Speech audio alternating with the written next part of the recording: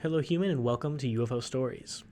Today's story is a bit of a UFO legend. It was one of the first very popular UFO stories that gained a lot of traction and controversy over the years, and it takes place in August of 1950.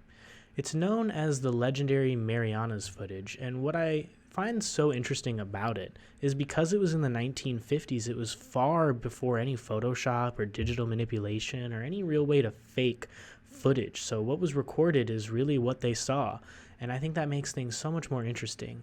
Not to mention, back in these days, aliens were a lot more careful about getting caught. So we were much more subtle, and we tried to avoid getting captured at any chance we could. So anytime that there really was a UFO sighting, it was a much bigger deal back then. So this Mariana's footage was captured in August of 1950, and it's named such because Nick Mariana was the gentleman who captured the footage.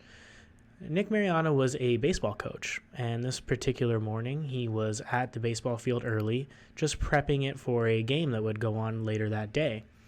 That's when him and his secretary looked into the skies and noticed two hovering, spinning discs about 100 to 200 feet above the field. Now, this was the 1950s. Anything hovering, floating, or spinning was so far from anything that humans had created at that point.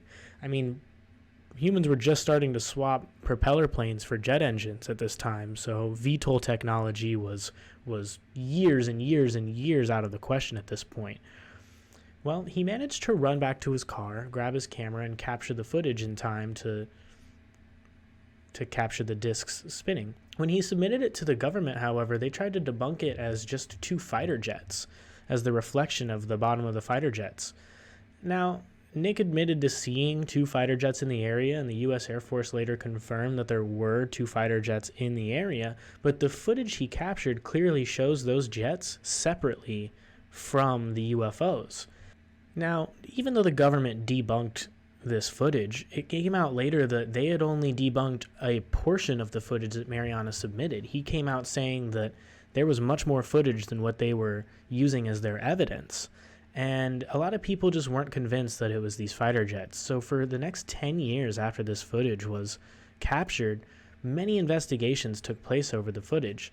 And eventually, a little closer to the 90s, it was completely debunked that it even could have been fighter jets. It had to have been something else. There was just absolutely no way. So I'll leave the link in the description for you to decide, human. Let me know what you think, because this story has still never been solved or debunked officially.